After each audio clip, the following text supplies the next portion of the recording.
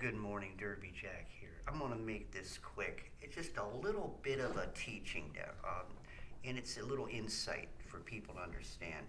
Now, for a lot of you, we all know that for all of us who are awake, they're pushing bugs on us. We know that they're little by little with the geoengineering and everything. I've already told you my story. I've thrown food away. I'm afraid to eat certain things. And let me explain something to you. Now, people always go to the point of John the Baptist who ate locust. I've said this before. If you're eating breakfast or something, I'm sorry. John the Baptist would not eat the they were about maybe this big, okay, and they were pretty fat. Wild locusts probably at that time. He would dip it in the honey. Now understand, this wild honey isn't just sweetening. It isn't to make it taste better. There's a purpose why he used the wild honey, ate it with the wild honey. He would dip it in. More than likely, he would chop off the head, bite off the head area, to make a whole area and suck out what was inside, not to eat the whole thing. Okay. Understand, no matter how much you chew anything, you're not supposed to be swallowing limbs and the pointy things. So what I'm saying is that the other thing on why he dipped it in the wild honey, yes, it would make it taste better or cover the taste or odor, but it was a bacteria fighter. The wild honey was able, more than likely, to lower the toxicity of the chitin chemical that is in most bugs. Now, people will argue with you, even still, or with me, and say, well, what about people in Africa and other countries who eat bugs all the time? Well, generationally, they have been doing this. But in their area, they also know how to eat other things which counteract those things. So they eat things that work together that counteract. Now, here in America, we have never really ever had to adapt to that type of diet. It's sort of like where people in certain places will always eat fish and crayfish and all this other things. That's where their bodies also generationally, if they're in that area and that's what they're eating, that's what their bodies adapt to. Here in America, we have basically had what? Grains, meats, vegetables, okay? That has been our diet, fruits, okay? We adapted to that type of eat. So our body, even generationally, we've adapted to the type of nutritions which seem to be more pure with the less toxicity. Now, what has been introduced, of course, is man-made preservatives and additives and stuff which we had to adapt to, which wasn't as bad as the natural toxicities that other countries in their food they have to deal with. We have had more control of, in the past, not anymore, but the FDA's job was to, make sure that things did not go bad, E. coli, this or that. So we have been sort of spoiled in our food and in the type of food that we've been eating. Now they are introducing something totally different. Something that our bodies all of a sudden have to supposedly adapt to. And it's not going to happen the way you think it is. Yes, they are slowly putting cricket parts and cricket flour and read your ingredients. You never know.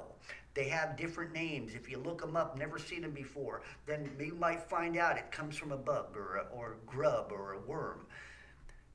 You have got to recognize that what they're trying to do is introduce this new diet and then try to wean us off the diets in which we've adapted to for millennia.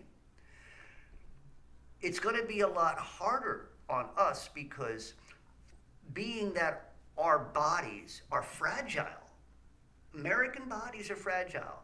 Look at American bodies. we've taken the pharmacia drugs all our lives. High blood pressure, low blood pressure, this, that, antibiotics, vaccines, all kinds of things. So our bodies have been sort of obliterated, with all kinds of different chemicals and stuff. We are no longer that natural food eating type of individuals anymore. Our foods now have more taintedness to it. Between the chemicals, now whatever comes down in the sky from the chemtrails. So we have all this stuff that is going into our bodies. Our bodies have got to be able to recognize it and be able to be able to suck it in and do what it can. But the body is being overwhelmed. Now our immune system is being attacked, if you know what I mean. And for those who have, done things for the right reasons, but should never have had to do them in the first place, our immune systems no longer are able to adapt as easily because of this particular change.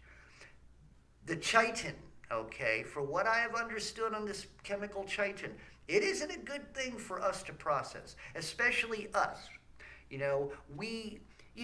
I've said it before, if you're in the wilderness for a day or two and eat a cricket or a worm or whatever, for the protein, your body can handle it, but you can't be put on a strict, bug diet, okay?